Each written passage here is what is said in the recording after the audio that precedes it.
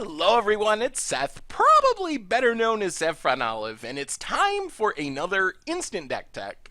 So as I'm sure you know by now, all this week we've been looking at decks impacted by the release of Aether Revolt, and today's no different. So it's Tier Thursday, which means we look at a tier deck. And I wasn't exactly sure how to handle the tier deck tech this week because we don't really know what the tier decks are. We just had massive bannings, we've just barely got Aether Revolt in the format, so things are kind of still shaking out, and we don't know what the best deck in the format is at the moment.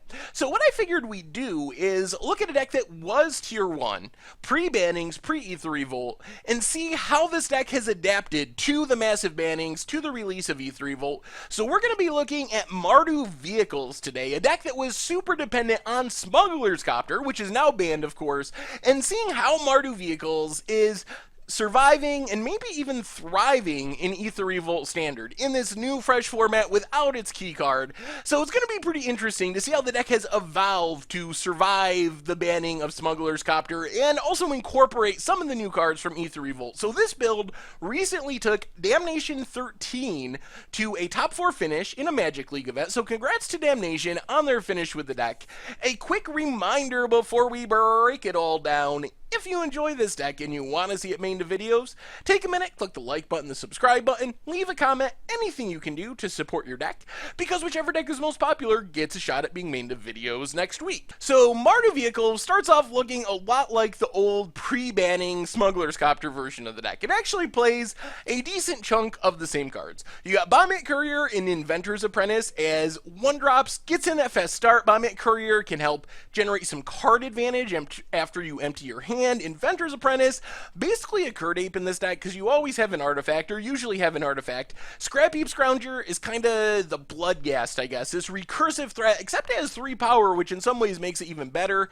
So it beats down the early game. In the late game, if your opponent has Radiant Flames or other removal, you can always exile a creature to get it back, and then PNLR gives you a Copter token, pumps up your artifacts, can make something unblockable, but I'm not going to spend too much time on these cards because we know what they do. These are the old foundation of the Mardu Vehicles deck. They've been around for a while. We've seen them many, many times. The big question, or one of the big questions of this deck, is how does it cope with the loss of Smuggler's Copter? Smuggler's Copter was like the most important, best card in this deck. So this build has decided to go with Heart of Kiran in the Smuggler's Copter slot, which makes a lot of sense.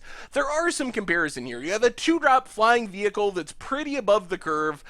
Unfortunately, I don't think Heart of Kiran is as good as Smuggler's Copter. You don't get the loot ability to filter away extra lands or discard your Scrap Heap Scrounger to get it back later. So you don't get that ability, but you get an even bigger flyer, and it does have Vigilance, so it can do some offense, defense. The big change here is Heart of Kiran has a crew cost of 3, which makes it a lot harder to actually crew up. Your Bombette Courier isn't going to crew it up. Your Inventor's Apprentice isn't going to crew it up. So this change from crew 1 to crew 3 actually has had a pretty big impact on the deck, and some of the choices you really want to focus on things that will allow you to crew the Heart of Kiran.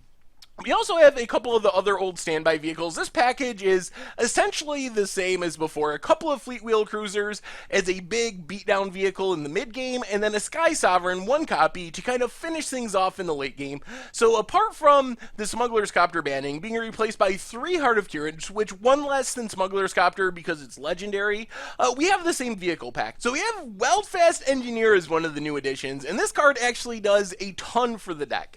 So on its face, it's just a 3/3 for 3, which is pretty on curve, but then it gives an artifact creature +2/+0 until end of turn. Most importantly, it has 3 power, so it can crew up Heart of Kiran by itself. We were just talking about that. That's one of kind of the new requirements for being in the deck. You really want things that can crew a Heart of Kiran, and this meets that criteria. Plus, it can do some aggressive things with Heart of Kiran. If you play Heart of Kiran on turn 2, Weldfast Engineer on turn 3, use it to crew Heart of Kiran, you're hitting threatening for 6 in the air with Vigilance on turn 3, which is a really aggressive start because you can pump up the Heart of Kirin with Wealthfast Engineer. And that's not even to mention you can just pump up your other random artifacts.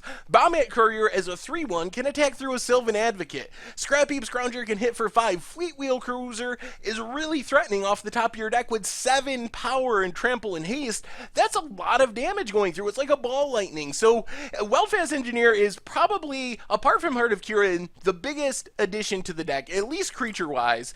And then we have some Planeswalkers. Chandra Torch of Defiance does everything, generates card advantage, deals damage, can add mana in a pinch, kills an opposing creature, so kind of does everything you want. And then the deck has a new suite of removals. So Unlicensed Disintegration has been around. Very powerful effect. You usually have an artifact, so you kill any creature you want to and deal 3 damage. We also get Hungry Flames, which is kind of another Unlicensed Disintegration. 3 mana, 3 damage to a creature, 2 to a player. So now you have a massive 8 removal spells, which are essentially like Searing Blaze or Searing Blood, hopefully killing the creature and going to the opponent's face, which makes this deck have a really threatening late game because you don't have to get in all the damage with your creatures. You can get in some damage and then finish your opponent off with your Hungry Flames and Unlicensed Disintegration. Then Shock is the new best turn 1 removal play in the format, and it can go to a face in the late game, which is a nice additional benefit. Also really key for shutting down the Philidare Guardian combo, since you can shock a Saheeli Rai in response to the blink trigger.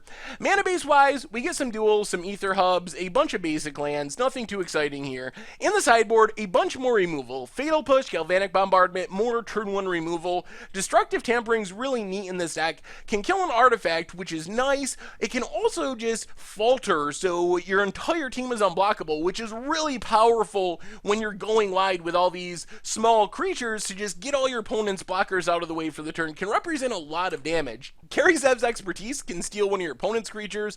Hope of Gurapur is kind of protection. Make sure that you don't get Radiant Flames out of the game or hit by a Wrath because your opponent can't cast non-creatures until the next turn. Another Pianalar and another Sky Sovereign, a little bit more resilient, get 2 bodies on the battlefield, vehicles which are hard to kill, so in more controlling matchups, threats that are more resilient to targeted removal. And that is the updated Mardu Vehicles for Aether Revolt standard, and that's been our instant deck tech for today. So thank you very much for watching. I hope you enjoyed the video, and I will talk to you soon.